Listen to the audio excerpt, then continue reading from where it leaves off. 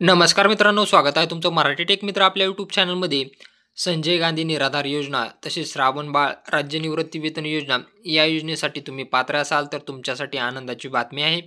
कारण या योजनेचे पैसे कधी मिळणार आहेत याची तारीख निश्चित झालेली आहे आणि त्याबद्दलचीच माहिती आज आपण या व्हिडिओमध्ये जाणून घेण्याचा प्रयत्न करणार आहोत. त्यापूर्वी तुम्ही चॅनलवर नवीन आला असाल तर चॅनलला सबस्क्राईब करा, तसेच बेल आयकॉनला प्रेस करायला विसरू नका.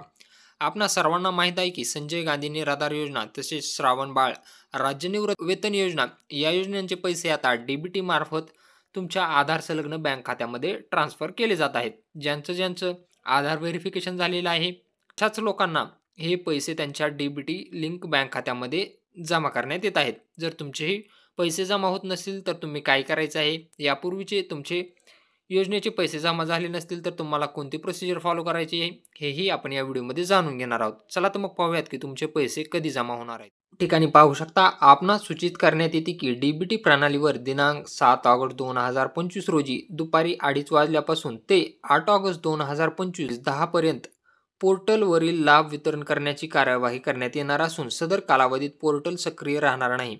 म्हणजे या योजनेचे जे पैसे आहेत ते डीबीटी मार्फत 7 ऑगस्ट ते 8 ऑगस्टच्या दरम्यान तुमच्या बँक खात्यामध्ये जमा केले जातील. त्यामुळे हे पोर्टल जे आहे ते अपडेटसाठी राहणार आहे, यावर कुठलंही काम केलं जाणार नाही.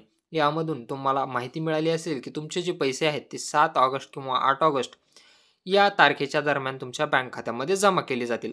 आता ज्यांना या योजनेचे पैसे बंद झालेले आहेत त्यांनी काय करायचं, जर तुमचे संजय गांधी निराधार योजना, श्रावण बाळ राज्य निवृत्ती वेतन योजनेचे अनुदान प्राप्त झाले नाही, त्या लाभार्थ्यांनी आपले आधार कार्ड बँक खात्यासोबत लिंक करायचे आहे. म्हणजे आधार कार्ड डीबीटीसाठी लिंक करायचे आहे. त्याशिवाय पैसे खात्यावर जमा होणार नाहीत. कारण आता अनुदान डीबीटीद्वारे वितरित होत आहे. म्हणजे डायरेक्ट बेनिफिट ट्रान्सफरद्वारे तुमचे अनुदान तुमच्या खात्यामध्ये जमा केले जाते.